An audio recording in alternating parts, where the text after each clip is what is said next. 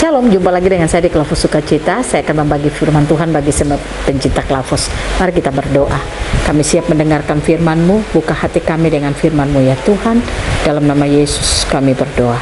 Amin. Firman Tuhan kitab Kidung Agung pada pasal yang pertama ayat yang ke-6. Demikian bunyi firman Tuhan. Janganlah kamu perhatikan bahwa aku hitam, karena terik matahari membakar aku. Putra-putra ibuku marah kepadaku. Aku dijadikan mereka penjaga kebun-kebun anggur. Kebun anggurku sendiri tak kujaga. Demikian jauh pembacaan firman Tuhan. Pencinta Klavos yang diberkati oleh Tuhan, membangun hidup kita yang sungguh-sungguh dengan Tuhan akan memampukan kita untuk hidup berkemenangan di tengah dunia ini.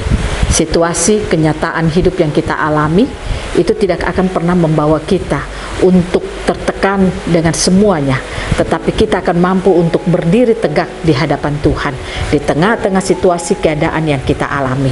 Inilah yang membuat saudara dan saya harus belajar untuk terus mau membangun hidup kita dengan Tuhan. Belajar lewat bagian kebenaran firman Tuhan. Dikatakan di dalam kitab Kidung Agung ini, kalau kita belajar, kita melihat bahwa sering diperlihatkan tentang bagaimana hubungan antara Tuhan dan gerejanya, juga antara Allah sebagai mempelai laki-laki dan jemaatnya sebagai mempelai perempuan. Dan di sini kita akan melihat ada satu pernyataan spiritual yang luar biasa yang harus saudara dan saya belajar tentang bagaimana hubungan antara mempelai laki-laki dan juga mempelai perempuan. Kalau kita baca lewat bagian kebenaran firman Tuhan, ini mengungkapkan satu perasaan dari kehidupan mempelai perempuan, yaitu gereja Tuhan, yang dikatakan bahwa janganlah kamu memperhatikan bahwa aku hitam, karena terik matahari membakar aku. Ini merupakan gambaran situasi kesulitan yang dialami oleh mempelai perempuan.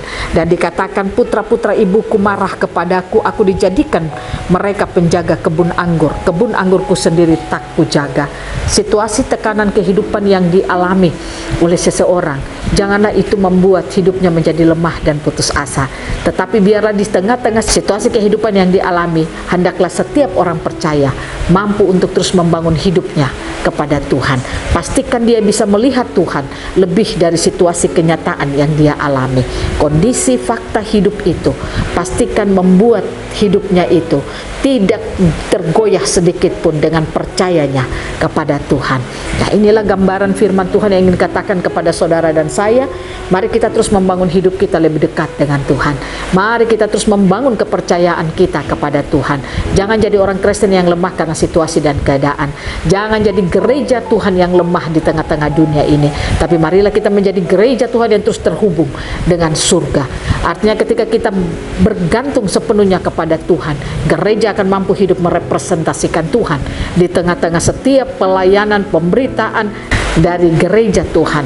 Ini yang akan membuat sehingga kehidupan saudara dan saya sebagai gereja Tuhan, kita sebagai mempelai perempuan, kita akan mampu untuk berdiri tegak di tengah-tengah situasi keadaan yang kita alami. Kita tahu hari-hari ini situasi tidak mudah bagi setiap kita. Kita tahu hari-hari ini bukan situasi yang gampang.